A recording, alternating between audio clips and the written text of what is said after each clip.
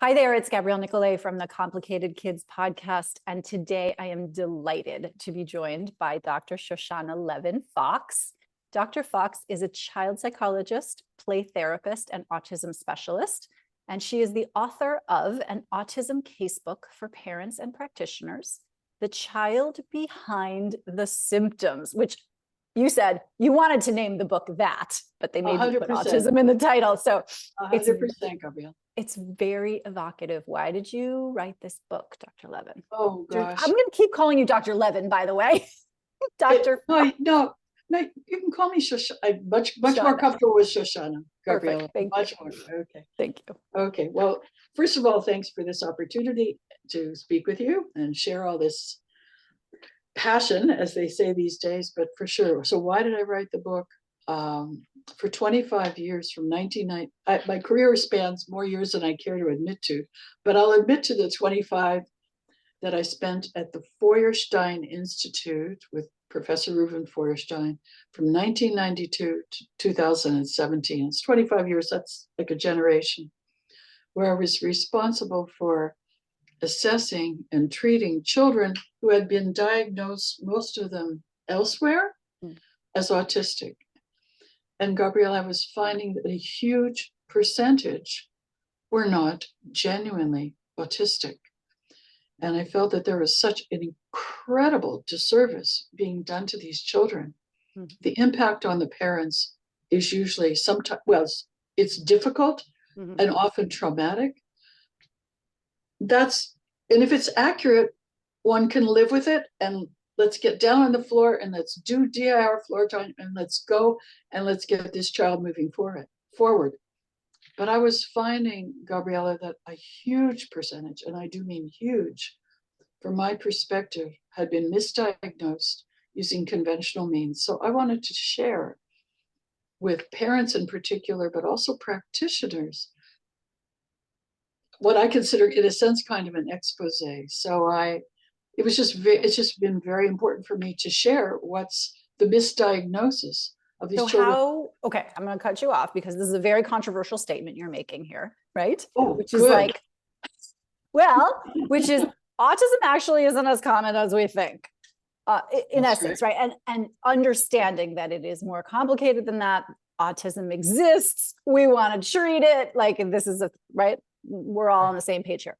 But what are the things that you were seeing that was making you think, and I'm going to jump in here with my own view, first of all, which is we're using behaviors to diagnose a brain difference or disorder. We're using behaviors to tell us about what brains are doing, which is a measure, but it's not the most reliable measure that we've ever had. In other words, behaviors happen for a myriad reasons, right? Mm-hmm. So what is it that you were seeing in these diagnoses that wasn't matching or didn't belong? How did this work for you? Well, first of all, we have to take a step back and take a look at the big picture. And the big picture, and I know there's a lot of controversy, perhaps about just about everything I've been saying, but I want to say as a preface, Gabriele, the children were changing. So we must have been doing something right. Okay. Beyond expectation, beyond parental expectation, beyond what the other reports were claiming about the child. So something in our perspective, something in our way of working at the Feuerstein Institute must have been right because we were seeing real changes. So if we step back and we take a look at what's happened to this diagnosis,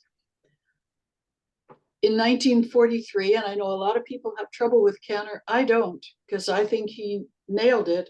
There were two very compact criteria for autism: extreme emotional cutoffness and an obsessive insistence on sameness, like rituals and circuits, and have to go to nursery school the same way every day, or we get screaming fits and so on. Okay, that's really, for me, that's tight. And for me, that indicates that he was talking about rather extreme developmental condition. We now have, to my great sorrow, a spectrum. Now, I realize it was done so that more children would get services, and that's important, but at what price? So we now have in the DSM-5 a range of symptoms. And when you have a range of symptoms in your diagnostic criteria, I'm sorry to say, you no longer have a diagnosis. You have an elastic thing that stretches to fit just about any child, and these days, just about any adult. So that's one point.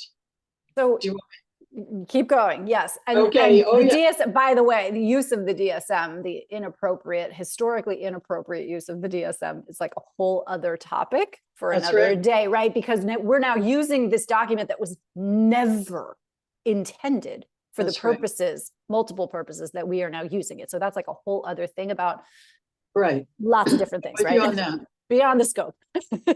Right. Okay. Absolutely. So maybe the DSM has been inappropriately used and isn't useful for these symptoms because it's a collection of symptoms that we can't really diagnose a disorder from. Okay, what else? Right. But it's taken like the gospel truth. And you can have I'm thinking of 3 different young children that I saw recently in the last few weeks, each one completely different. Each one has been given an autism diagnosis. And in my perspective, using the very tight criteria, we did not use the DSM-5 at the Feuerstein Institute. I got down on the floor and I'm playing with the children using DIR floor time as both a treatment approach and as an assessment approach. And it worked. We got so much developmental information about the children that enabled me to say, this is nonsense. This child is not cut off. This child is not obsessively insistent upon sameness. This child has a social communication problem.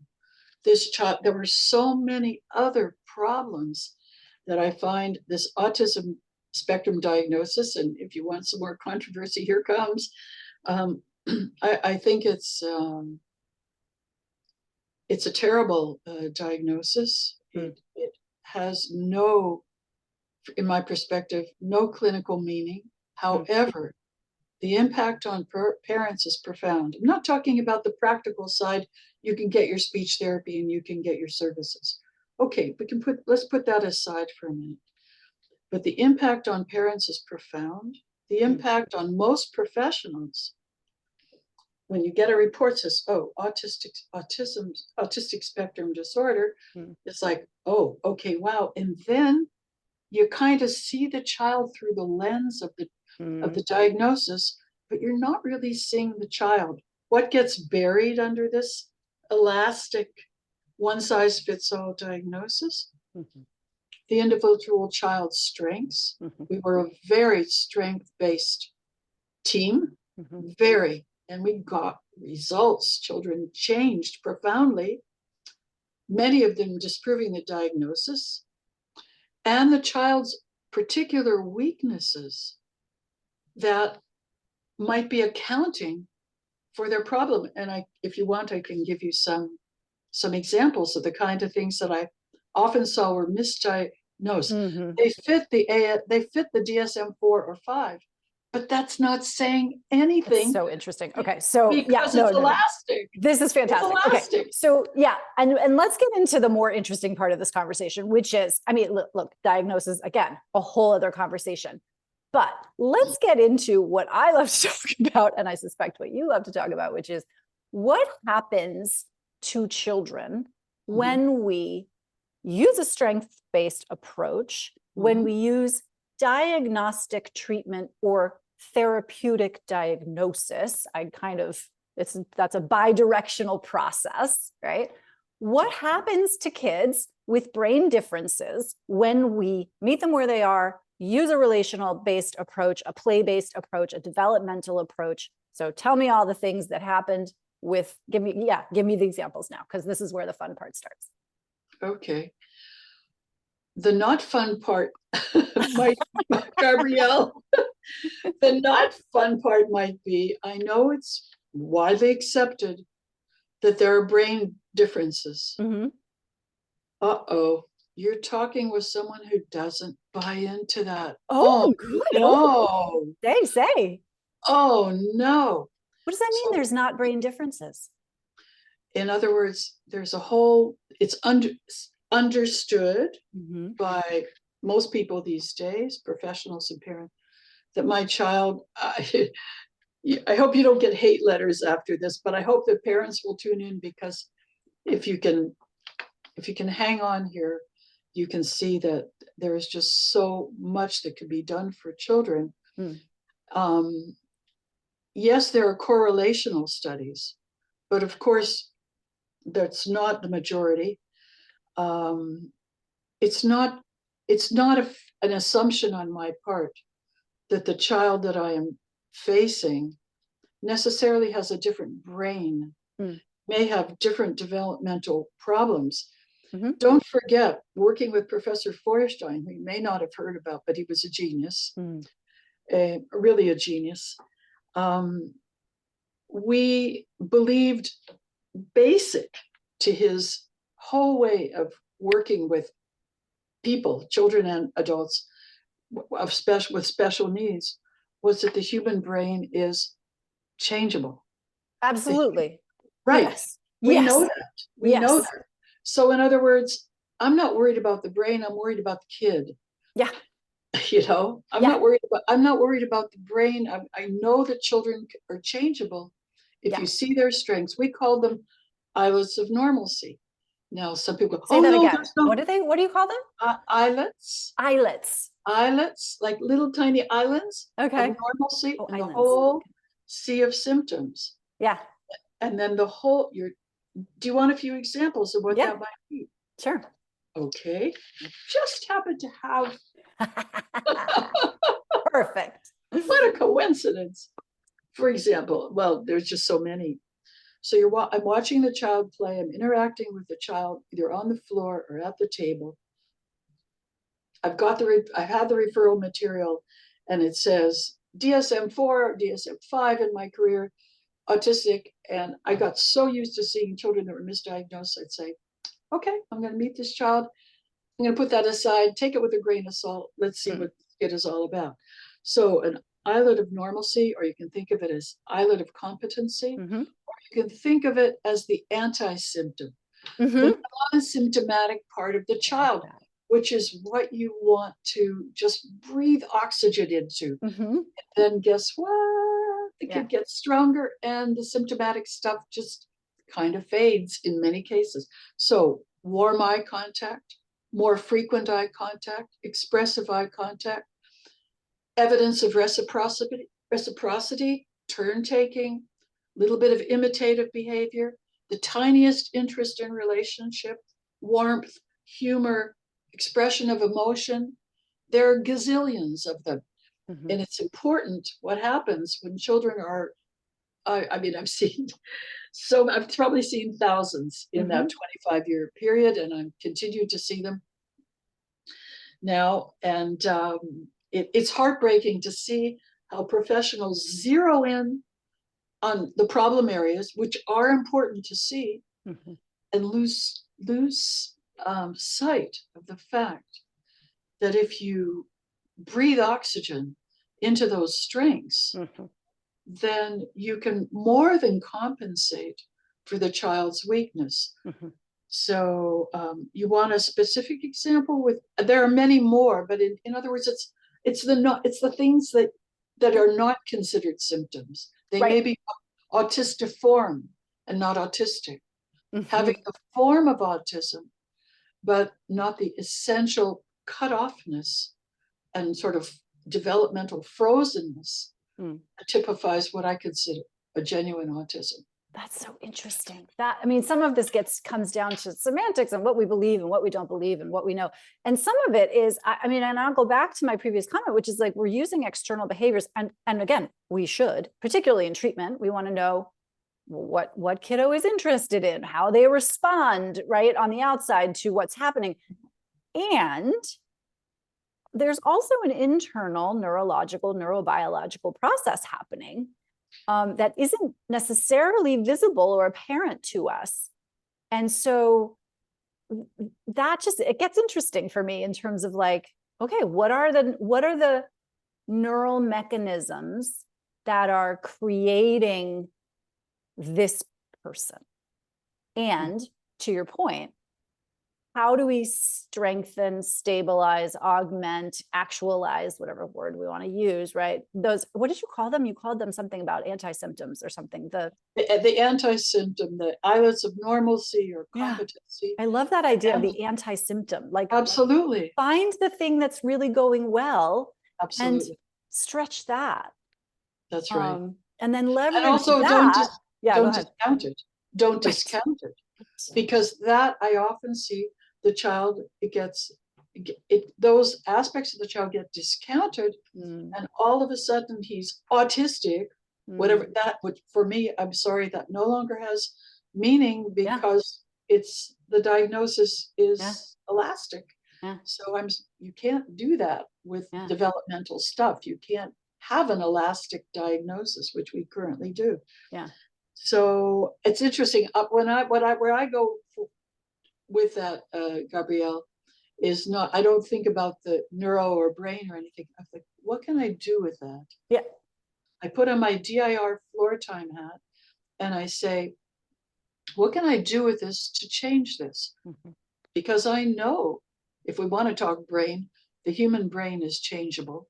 It's changeable. So I'm not going to worry about the child is changeable because he's a human being. This far, we don't know. But we're not going to decide on the basis of a diagnosis that the child will never do .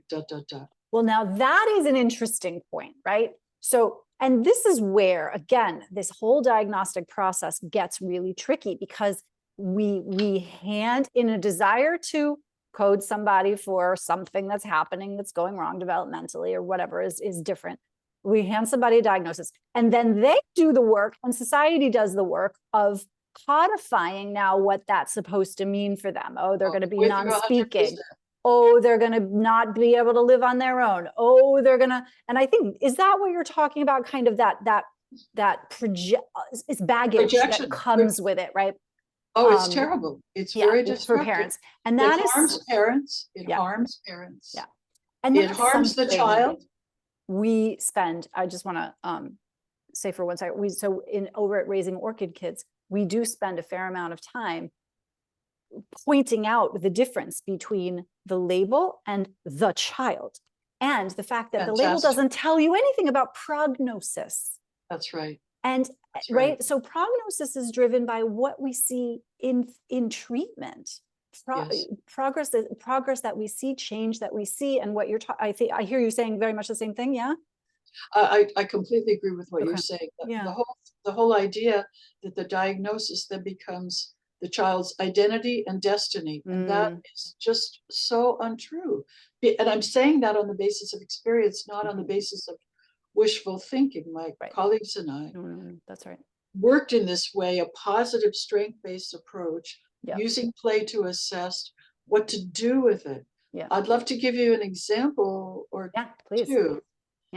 And then actually, I'd like you to go back and clarify for the folks who don't know, DIR floor time. Explain just a little bit about that approach. That's a whole other conversation too. You're also trained in it, I noticed. I have some training in it. Yes. I'm not certified, I have yes, I'm familiar. Okay. Let's think of an example of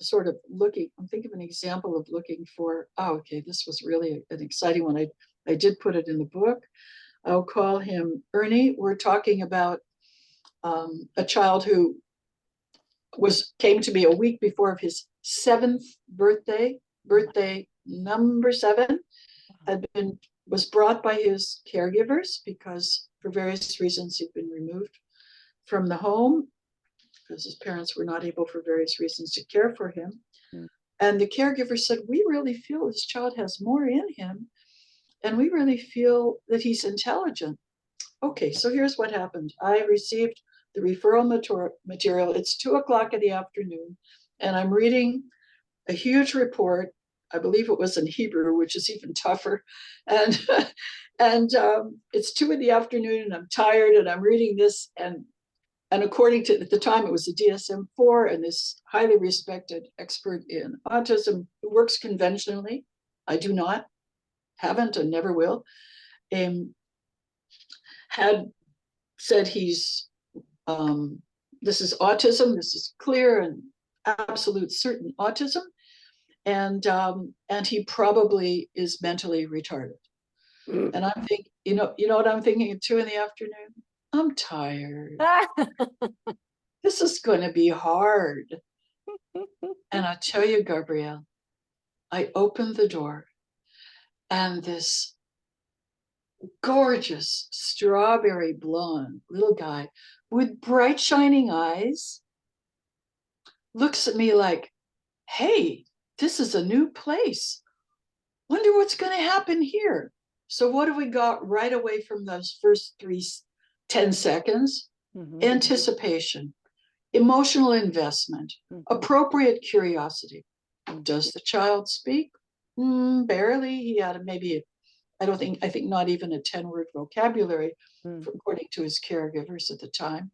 Did he have some autistic looking features? Yeah, he was flapping. Okay. So I had some toys in the room, and I just want to give you a feel for how this perspective works, because it impacts on every aspect of clinical practice. Mm-hmm. When you toss aside the conventional kind of rigidity that unfortunately is out there. And had some toys. I'd seen him in the waiting room, so I'd sort of picked out some toys I thought might interest him. He looked, but he didn't play with anything. I thought, okay. I signaled to his caregivers, it's okay, let's let him be. Let me just let him acclimate, let him kind of feel his way. Not much happened, and I pulled out a picture dictionary, a beautiful colored picture dictionary, and I sat down at my desk. I don't think I even turned it in his direction. And I'm looking at the pictures, and I said, car, tree. And lo and behold, he came up to the desk, showed some curiosity, and started to point to the pictures and name some of them. Mm-hmm. Then right away, we know that this non-speaking child has the capacity for language. All right.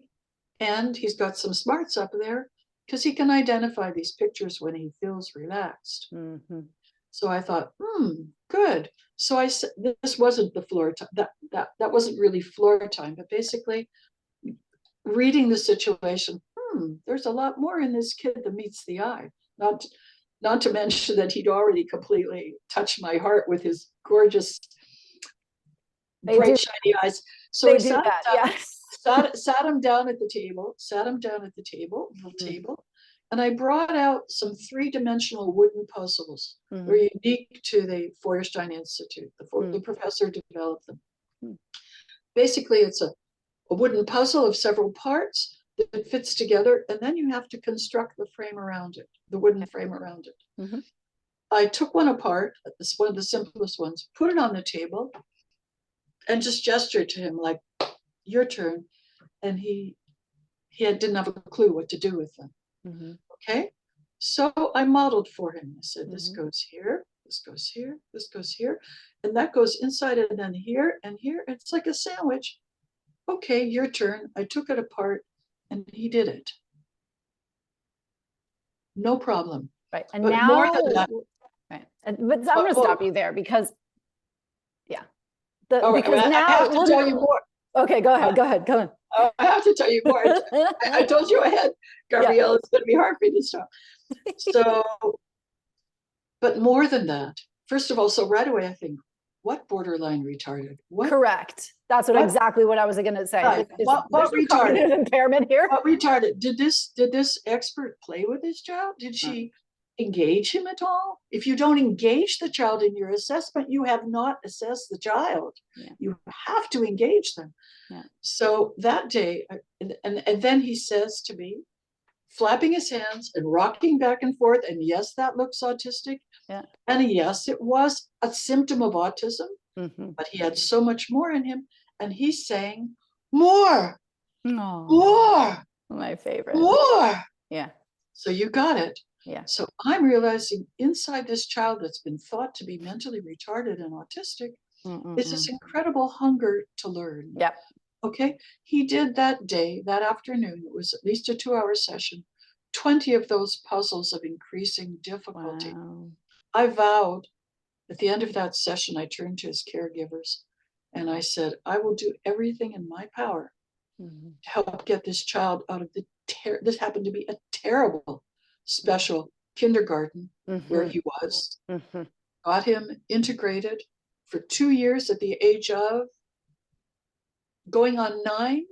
He was in kindergarten, a regular kindergarten with an angel of a, he made wonderful progress. He made wonderful progress. So that's an example how you take, if I just said, well, he's autistic, yeah, he's flapping and he's rocking back and forth, end of story, keep him where he is, that's fine. No, get in there, get involved. There's a term in the field, I'm sure you've heard it, presumed competence. Okay, sure.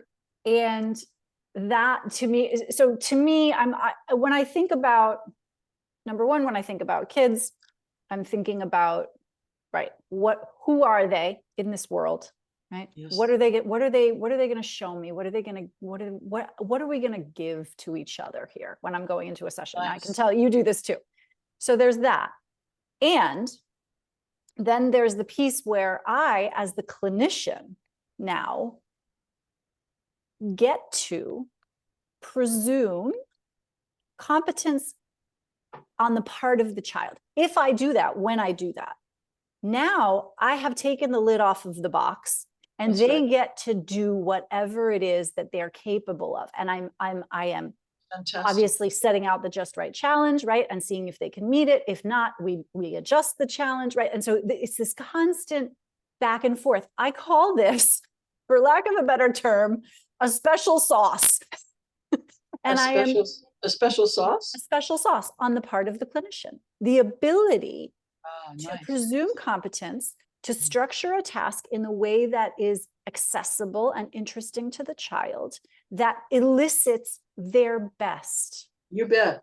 And it's a process, and the neuroscience is so interesting around this. I know you know, just in terms of like how, when one is well regulated, one has access to certain skills.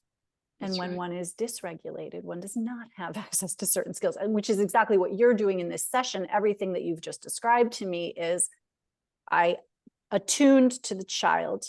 I let him lead I gave him some invitations and then allowed him to lead. And I presumed competence and just kept seeing what else could happen. That's right. That functional, relational, play-based approach is going to serve him, and did serve him, it sounds like, yes, way better. And I'm not telling you anything you don't know, but I'm just trying to draw it out for the audience here. Way better than this flat, one-dimensional number on a piece of paper. 100%. Yeah, there you go. 100% with you. Oh my gosh. And we could talk about this all day, but I'm going to be mindful of the time.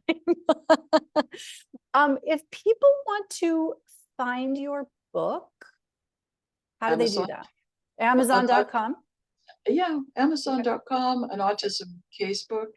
And if they want to contact me, they can contact me through my website, Shoshana Levin Fox, like the animal.com. And perfect. And how do you work with people? Yeah, how do you work with people now? Most of my time actually is spent in my play therapy practice, which is a different kind of hat that I wear. Yep. And I see children face to face. Okay. I'm doing some Zoom consulting. Okay. I'm doing some Zoom consulting. Yeah. And if I feel it's a situation where I can see the potential in the child through some of the videos that I've gotten, I usually try to get the parents. I consider DIR floor time practitioners safe hands. Okay. Because they're working developmentally. Yeah. If they're working with the child, they're working with the child's uniqueness, and I'll refer them maybe to the ICDL site or something like that. So if it's something that I feel that requires more than 2 or 3 Zoom meetings or something and say, look, let's get you someone in your area that can do this kind of thing and bring out the best in your child. So. Perfect. Perfect. Oh my gosh. There's so much we didn't get to, but we'll just have you back and do it then. Okay. Thank you Thank so you much, so Gabriele. much for being here, Thank Shoshana. you. It was a Pleasure pleasure. to meet you. I've been following your posts on LinkedIn for a long, long time, and it's a And pleasure to meet you. me as well. This is a mutual admiration society here. So thank you for being here. Okay, wishing you good success. Bye-bye. Bye-bye. Thank you.